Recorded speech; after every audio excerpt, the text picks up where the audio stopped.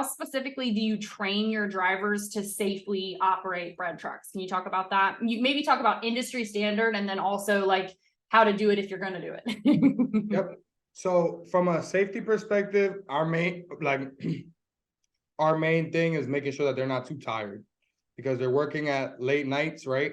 So they're going to be up at night. They're going to be driving in the middle of the dark and all this type of stuff. So one is making sure that they're getting good night rest and are able to perform accurately. So like if they're tired, if they're sleepy, if there's any situation where we feel like it's better for them to call one of us and call out. I'd rather them call out than go out there tired and crash and do something bad on a safety level. So that's the number one first thing, because that's the biggest thing you see in the night shift is people falling asleep and crashing. Okay.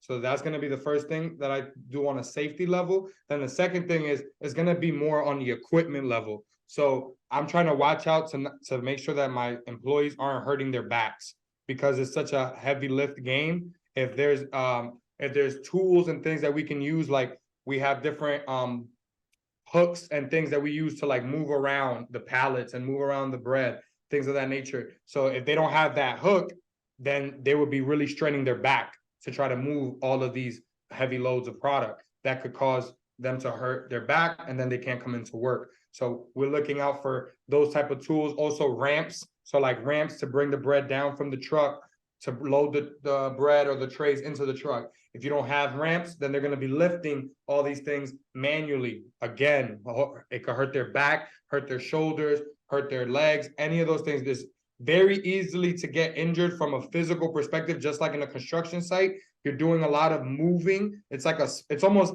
as intense as a sport as far as the physicality of it all, because you're going through it all day. You're moving in and out, boxes, trucks, all this stuff. You're going into ramps, you're going into all these things. So if you don't have the proper equipment to make their life as easy as possible, then it would cause a lot of consistent damage to whatever the problem that you haven't solved is. Even something as simple as some vacations I've worked with trucks, and the back door is not easy to pull down. So it could be hard to pull down. Well, that's not a big deal if you're only lifting that door one time. But if I'm doing it 25 times a day, now my back could get sprained trying to drag this thing down. And now I can't lift the bread, and now I can't come into work. And now the client or the customer is not happy. So we try to avoid all those things by really having a lot of tools and things to help improve the process to make it easier for them.